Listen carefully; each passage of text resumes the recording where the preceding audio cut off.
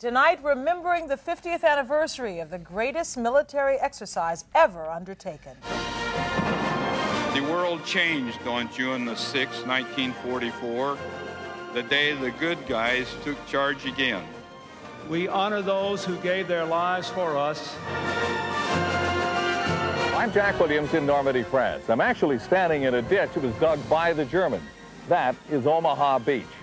Coming up in a moment, a first-hand account of the tragedy that happened here exactly 50 years ago today, as told by a soldier from Belmont.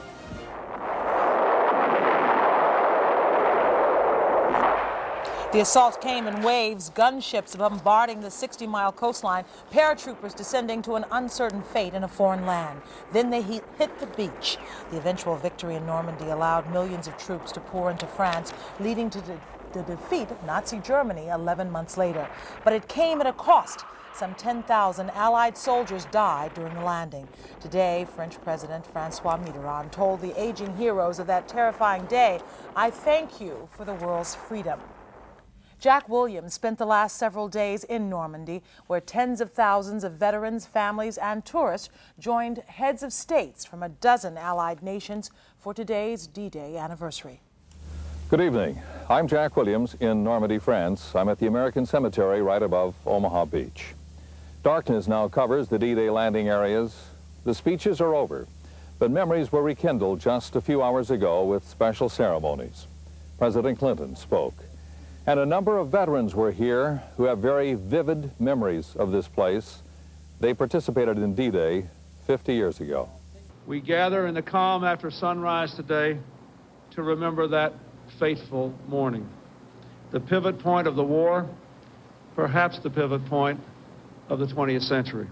That wave in Southampton, England, was the last time I saw my brother. He died here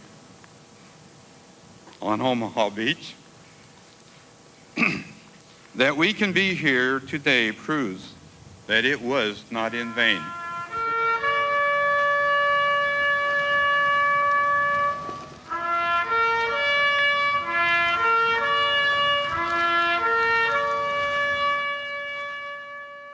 At this place, let us honor all the Americans who lost their lives in World War II.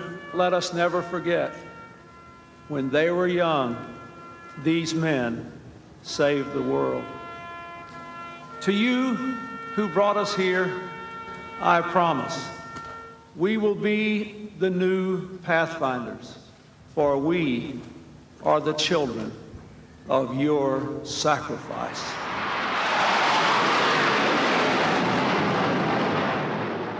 Special D-Day ceremonies were held throughout New England today. At the State House, a flag-raising ceremony to honor the veterans who risked their lives and those who gave their lives on the beaches of Normandy. Governor Weld called the Normandy invasion this century's most decisive and concrete assertion of freedom. For young people who have known nothing but freedom, it's difficult to understand that people once fought over it. Some 7th graders in Quincy, though, now know something about the sacrifices made 50 years ago so that they may be free today. News 4's John Doherty tells us today the students met people who were there and those who waited at home. The halls of the Broadmeadows School were lined with patriotic posters. Glenn Miller played in the background. Some of the ways these 7th grade students used to learn about a time and a place so very far away. But more than props, these kids learned from the people who were part of that time. The young soldiers who stormed the beaches called Utah and Omaha, in a country so far from our shores, are now grandfathers and great-uncles. People like Hal Beston, an Army Ranger in 1944. You were a Ranger during D-Day? Yes. And you climbed the cliffs? No, that was a 2nd Ranger Battalion. I was in the 5th. I came across Omaha Beach. My question was, what was the major thing, the most major thing that you, like all the kids our age, to remember about World War II? Well, it was the beginning of the end of the so-called super race, I guess, that was trying to dominate the world. Marion Beston recalled that she wrote every day, lit a candle once a week, and remembers the letter back that made her wonder if her husband-to-be would ever come home. That his backpack had 43 bullet holes, and he had a grenade or something in his pack, and the bullet went right through. If it had gone through the stem, he would have been just blown up. Through the project, Lisa Patton gained an even greater respect for her grandfather, who served in the Navy. That so many men lost their lives to save our freedom. Many adults have expressed the concern that young people today don't know enough, don't care enough about what happened 50 years ago, that the D-Day is unappreciated. Well, there are dozens of students in this school with this project who are showing that they care. Now I realize what these people actually went through because of their experiences. We think war is cool. A lot of kids think that war, like you see guns and people shooting their brains out. But like, they see something different, you know. They see what it really was like, what they suffered, you know, what they went through. Hal Beston says this brought back some difficult memories, but he is now satisfied that one generation has a greater appreciation for those who've gone before them. In Quincy, John Doherty, WBZ News 4. There were thousands of young men who made the first trip from New England to Normandy. Many of those veterans are there again for the anniversary. Each has his own story, and each is equally as moving as the last. Jack Williams joins us now from the American Cemetery at Colville-sur-Mer, just behind Omaha Beach. Jack? All right, Liz, thank you very much. A mist is beginning to blow in off the water here at this very solemn place, the American Cemetery.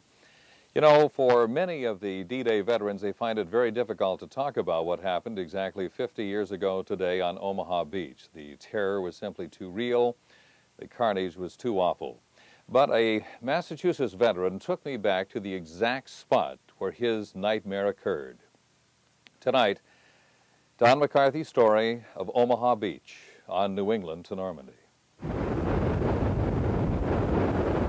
This is bloody, bloody Omaha, and on this exact portion of the beach, 50 years ago, there you were, Don McCarthy of Belmont, coming up in the biggest mess you'd ever seen. I look at a beach, and I can see all the guys laying there, washing up on the shore.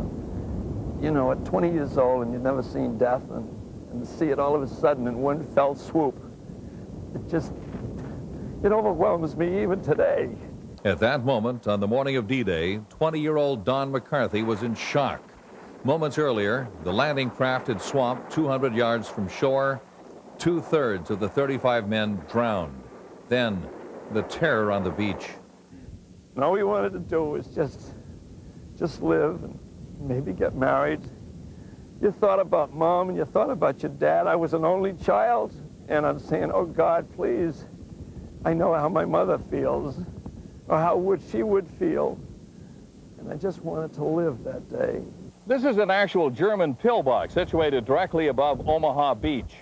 They had machine guns in here. To appreciate what Donald McCarthy and other members of the assault force faced that day, you need to see what the Germans actually saw. They had a direct field of fire right down onto the beach. It was like a shooting gallery, and the result was a slaughter. And you've got from all along Omaha Beach, they're firing at you. Firing at all of us. Must have felt like it was coming right at you. It did. It did. Tell me about your feelings at that moment. How scared were you? Horribly scared, Jack. It was just a question of, God, please let me live. Let me just live through this day. And whatever it is you want, you got it from me. And I promise you, God, that whatever it is, I will promise you that I will do what it is you want me to do. Think about those that didn't make it? Oh, yes. Oh, indeed. And what comes to mind right now? Well, that's the sad part of the whole thing. I remember Justin McCarthy, and I remember Clinton Dexter, who were buried over on the hill over here. I remember them, and I'm going to see them in a few more days. And I can't help it, Jack, at this moment in time, but I think about that, it really breaks me up, and I'm sorry, but I can't help it. Of course, there are over 9,000 of those veterans who are buried here at the American Cemetery. Right over my shoulder, you can see a very small chapel, which is right in the middle of the American Cemetery. And on the wall on the inside of that chapel, it says, "Think not of their passing. Remember the glory of their spirit." Air power and favorable weather were critical factors in the D-Day invasion. Without the two, it's likely that the invasion of Normandy would have failed.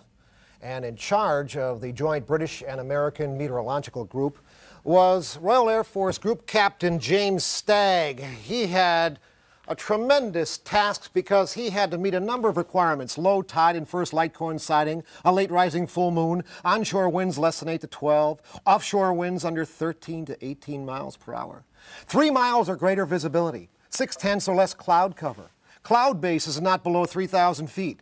A land wind under 20 miles per hour. The odds were 60 to 1 that this would even occur. But Stagg and his crew came through. As we look at Normandy and as we look at the weather map that Stagg was briefing Eisenhower with on the morning of June 4th, a cold front was approaching the Normandy area. Strong southerly winds, soon to shift during the day into the west. Showers, thunderstorms, fog out ahead of the cold front. Not a good time to be planning a June 5th invasion, so they put it off. Because even on June 5th, the cold front had gone through, but the winds then were blowing in from the west, too high a sea, some really low clouds, low ceilings, not very good conditions for air superiority. But then the front had progressed farther to the east, and on June 6th, he called a slot here where there was just a little lull before this warm front came up from the south, and on June 6th, 1944, they went with it. And that's what happened. A tremendous responsibility from Stagg and his group, and they came through. The most, or one of the most momentous weather forecasts in the history of mankind.